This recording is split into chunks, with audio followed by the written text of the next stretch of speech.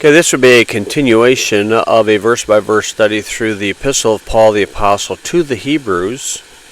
Chapter 12, verse 5 would be new territory. But we got to kind of go back up here and look at this. Remember that the doctrinal application, which is we're going to look at when we come through here. Now, in this passage, you can have three applications. Now, there's one interpretation of the Bible, and the interpreter is the Holy Ghost. But this can be applied, my son, can be applied in three different ways. You could look at it from a doctrinal viewpoint, which would be involving the Hebrews. You could look at it from a spiritual viewpoint, which would be born-again believers. Or you can look at it in a practical sense, as in your family. Okay, in the doctrinal application, you can see hath in these last days. In specifically, these last days will be dealing with the last days of Daniel's 70th week. So doctrinally, the my son, now here in the margin, I use those two places, and I'll give you the reason why. But in the footnote, I give the proper location, the doctrinal location. So here I say, the chastening may apply doctrinally to the nation of Israel. And then there's where the word my son, see, Exodus 4:22, and thou shalt say unto Pharaoh, thou as Moses, thus saith the Lord, Israel is my son, my firstborn, even my firstborn. And then he demanded him to let him go. Spiritually, we can go with these places, but practically you can apply this to parents and their children. So we're going to try to run through all three of them. He starts in verse 5, and ye have forgotten. Ye have forgotten. So we got to go up here and see, we, wherefore seeing we, that's the Hebrews, are to look unto Jesus to be able to endure the struggles of Daniel's 70th week, the tribulation time period. The Great Tribulation time period is going to make the Holocaust look like a Sunday school picnic. And he's telling them, you haven't resisted unto blood during the Holocaust. They just basically were like sheep being led to the slaughter. But this would be resisting blood, striving against sin. And ye have forgotten the exhortation. There you go. Ye have forgotten the exhortation which speaketh unto you as unto children, my son. Now the idea of the forgetting this, he's in trying to remind them of this, it will help them overcome fainting when they are being chastened by the Lord. You see, faint in your minds, neither faint in your minds. In other words, this chastisement is worthy. That's right, because in Matthew 27:25 they said, let his blood be upon us and our children. So, my son, despise not thou the chastening of the Lord. So if we go here, this is where the firstborn, Israel is my son, so that would be the doctrinal viewpoint. But let us look at chastening, and in the reference Bible, these are the first two that I use. And it says, Job said, behold, happy is the man whom God correcteth, therefore despise not thou the chastening of the Lord. Now, this here is a statement by Eliphaz to Job, as Job was suffering the chastening of the Lord, Eliphaz. And of course, this is easy to say to somebody when you're not being the one chastened. So this is why Galatians warns us, you and I, that, hey, you better be careful when you try to help somebody during the chastening time of the Lord, trying to help them overcome, fault or so forth, so on. Because, the Lord just might put on you what he put on Job. And the other passage that I use is Proverbs 3:11. My son, despise not the chastening of the Lord, neither be weary of his correction. So then, for whom the Lord loveth, he correcteth, even as a father the son in whom he delighteth. So doctrinally, that would be dealing with Hebrews, the Jews. If I put in the word chasteneth, this would be a direct reference to Israel, because Deuteronomy would be the last words of Moses to Israel. And he said, "Thou shalt also consider in thine heart that as a man chasteneth his son, so the Lord thy God chasteneth thee." And then there we go, Hebrews 12:6. Now this is where one application we can apply this to a born-again believer, where in 1 Corinthians 11:32, "But when we are judged," that's a born-again believer, Paul writing to the church of Corinth, "we are chastened of the Lord, that we should not be condemned with the world." So there's another idea that you could throw in there.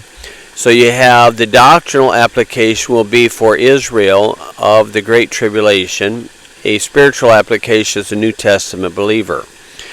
And so this is why he says, "Happy are ye if you're chastened," because, if the Lord just left us alone, if adult supervision just left a nursery and all the kids and all the babies in there fend for themselves, it's going to be a royal mess.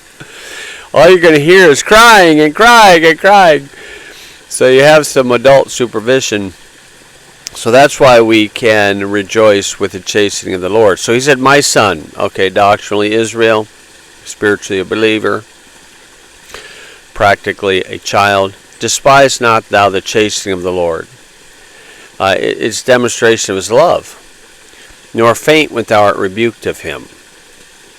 For whom the Lord loveth, he chasteneth, and scourgeth." Oh boy, every son whom he receiveth. Scourgeth. Oh boy, that's a whooping. That's a spanking. Okay, and so we use these passages. These passages, would be on the practical sense.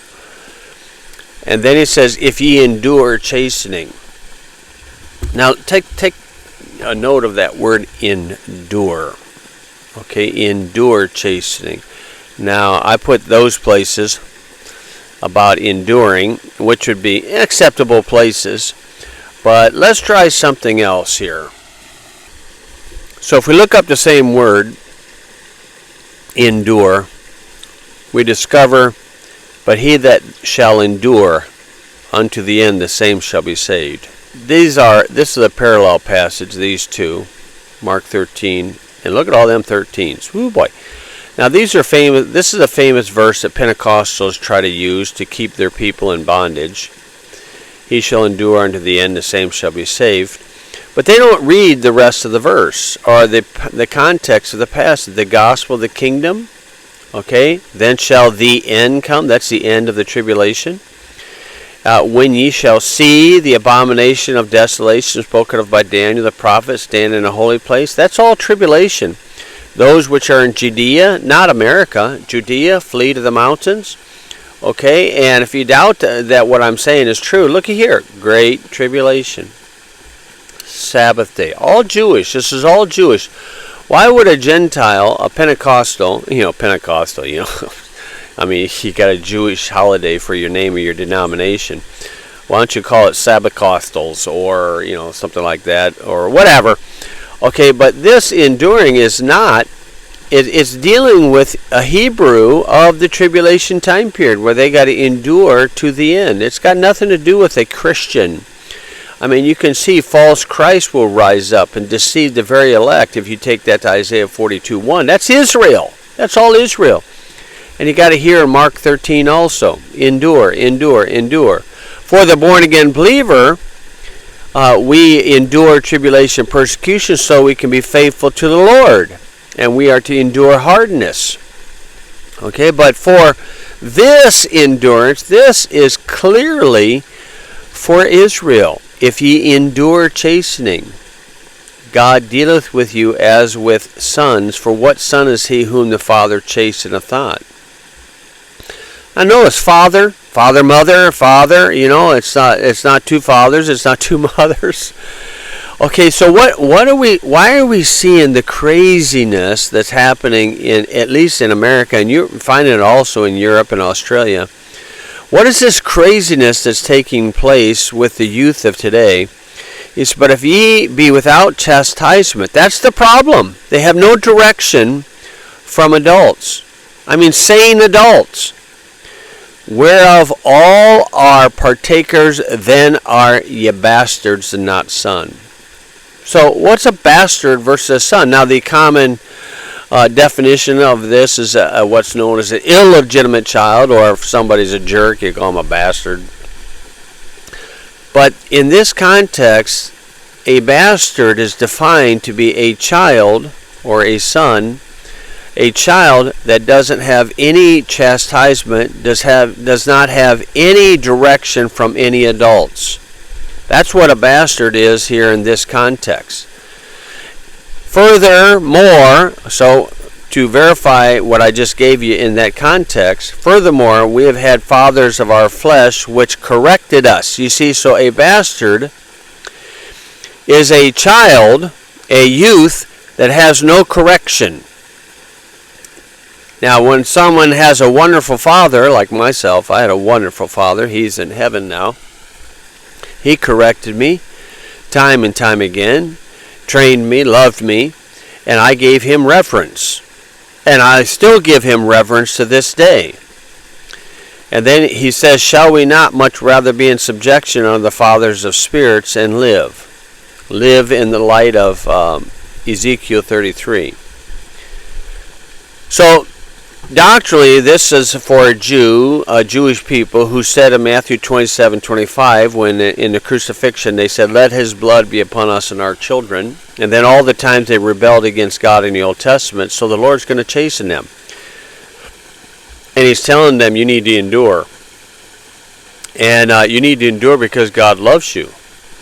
And when you endure, and you endure to the end, then you will live and partake of the Abrahamic covenant. So this idea here of these bastards, not sons, they have no correction. I mean, if you look up some wonderful people online like Larry Elder, I mean, if you look him up and listen to his very articulate thoughts, I mean, look at how many subscribers he has. He will tell you that the number one problem in the black community is a lack of fathers. Yeah, that's right, a lack of fathers. 70% boys in the black community are lacking a father, no direction. And if you want to look up Jesse Lee Peterson, and he's a pretty funny guy, you'll find he'll say the same thing. It's a lack of father. This is what the leftists and the progressives and the media will not discuss. They want to make them victims. Victims of slavery, yes. I mean, there was an extreme liberal Illinois politician, bloodsucker, but he did a study back in the 1960s trying to figure out what's the problem with the black race. Back then they called them this. So, see, that was common, words for back then. But they'll say, back then, 1/4 of the black families were headed by females. Back 1/4, now it's 3/4, practically 3/4. But this is not brought up. You see, they're not looking. You see, the media and leftists aren't looking for a solution at all. They just want to create more and more chaos. And this is what's known as the Moynihan Report. And you could look it up if you want, and if you don't want to take it from a cracker like me, then listen to Jesse Lee Peterson. And Larry Elder has a wonderful testimony about the restoration between he and his father when he was in his, I think, late 20s, maybe early 30s. It's just a wonderful testimony. But you see, the problem is that they are without direction, just exactly as Hebrews, he would say they're bastards because they have no direction. Now, this might be the modern term, illegitimate children. Okay, yeah, it might be so. But in the Bible, the scriptures, the definition for this, maybe it's somebody with two parents at home, but they're not correcting their children. They're not giving them any direction at all.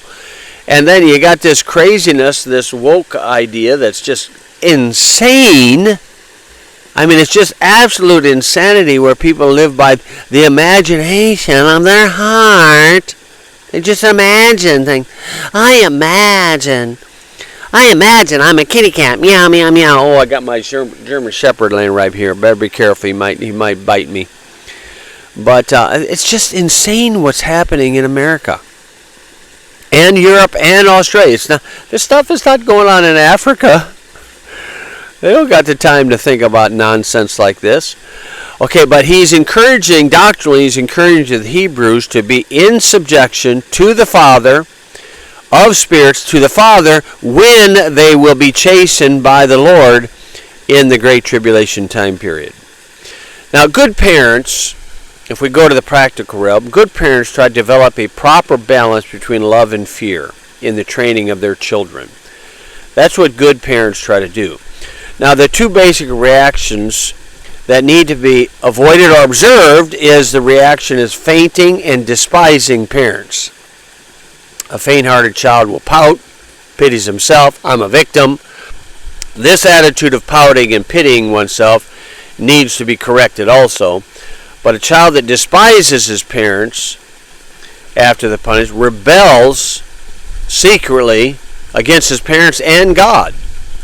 So what is the proper outcome when there happens to be chastisement that is necessary with a child? Now, when a child is young, it's mostly training, a baby, just training, loving, nurturing. Okay, when they get to be youthful age, they're starting to attain their sovereignty. They're starting to ask questions, and parents, when they get in that, answer their questions.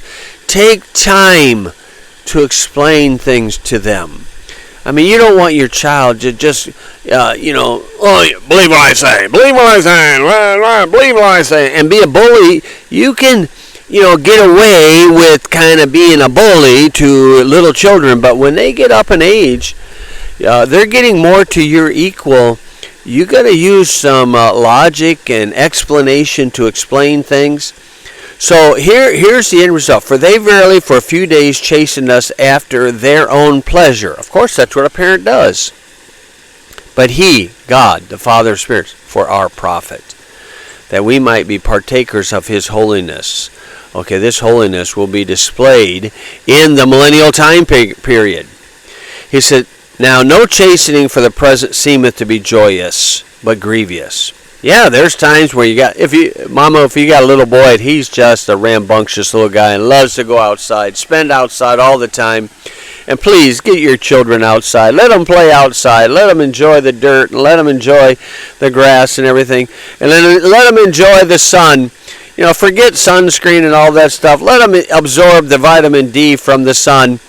But there's going to be times you're going to feel like, man, I'm always disciplining this little guy because he's got so much curiosity and energy. That's okay. That's okay, no problem. And so, the chastening for the present seemeth, no chastening is joyous, but grievous. That's what the Jews are going to experience in the trib. Nevertheless, afterward it yieldeth the peaceable fruit of righteousness unto them which are exercised thereby. You see, if this is the outcome of proper discipline, proper punishment, if this is not attained, it's not done right. You got to go back and do it all again until you see. In our household, after we spanked, yes, we spanked our children. Yes, we were believed in corporal punishment. Yes, we did. We did it in a loving fashion, but after we were done, after it was done and complete, we allowed the child to sit on our lap as long as they wanted. That after part was up to them. And we had peaceable fruit of righteousness. Peaceable fruit of righteousness. Yes, that's the end result.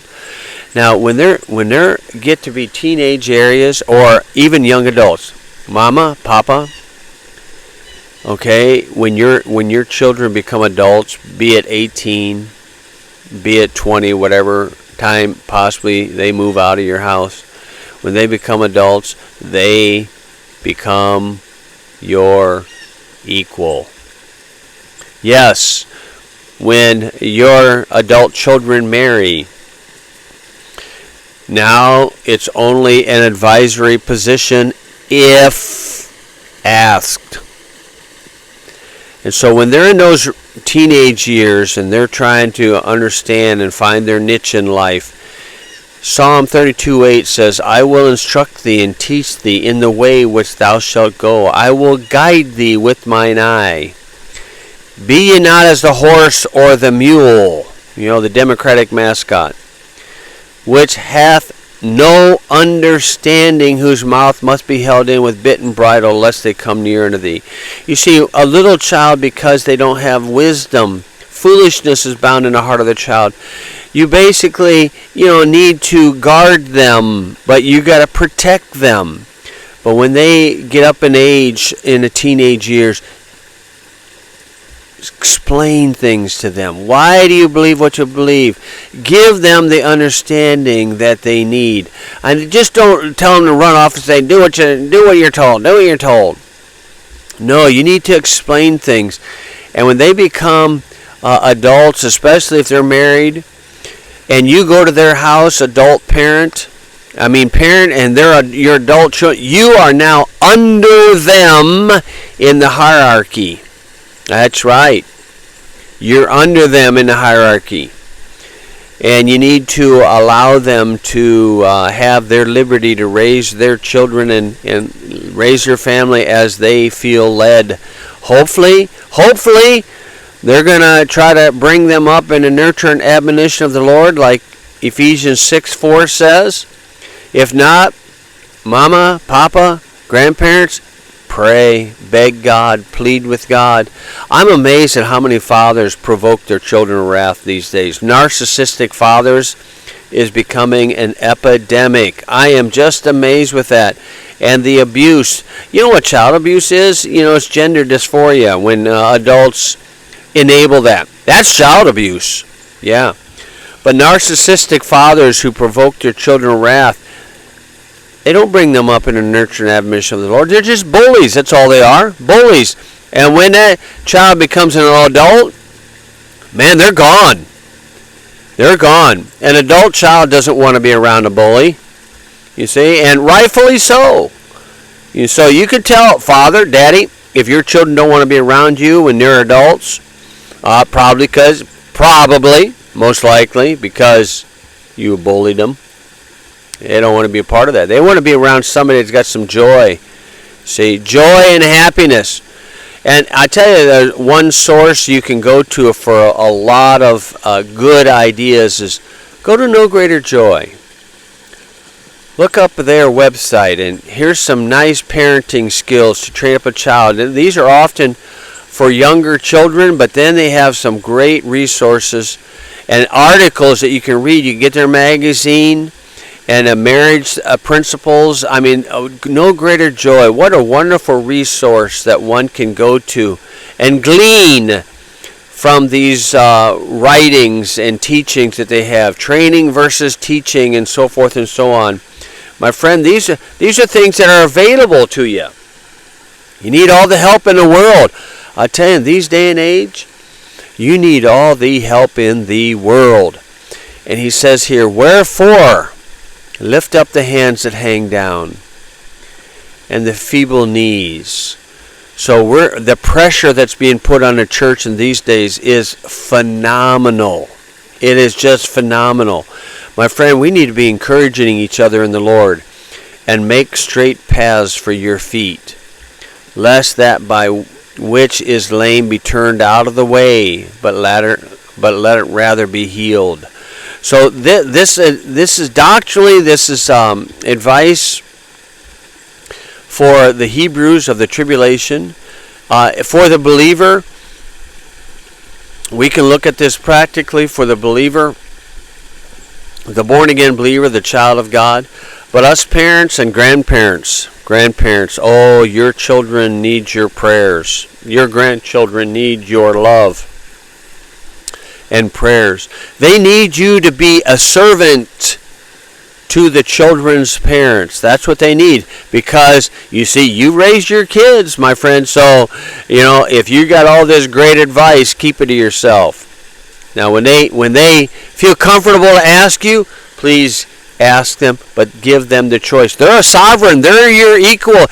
Most of the in-law jokes and the frustrations is because parents of adult children don't view them as equals. They are your equal, my friend. They are your equal. And I tell you, one of the greatest joys, here's like the verse that the Pearls used for their ministry. I have no greater joy than to hear that my children walk in truth. I tell you, one of the greatest joys in life is to be a sit down with your adult children and discuss ideas freely and readily, and just challenge each other in our thought process. I mean, that is one of the greatest joys, when your children personally, voluntarily accept your beliefs because they are persuaded that is true and they have a heart for it. That is a wonderful, peaceable fruit of righteousness. How is that accomplished? Much prayer, much study, much patience, giving others liberty, recognizing the hierarchies of life. When my wife and I go visit our children and their children, our grandchildren, we just fit ourselves in their world and we become servants. We do all we can to serve and be a blessing to them. And my friend, you'll go a long way that way, and what joy that you will experience. So this passage, my friend, doctrinally, the Hebrews. Spiritually, born-again believer. Practically, mama, papa, and children. Hope this is a blessing to you, and please don't hesitate putting comments below. Lord bless you, and I hope you have a wonderful day.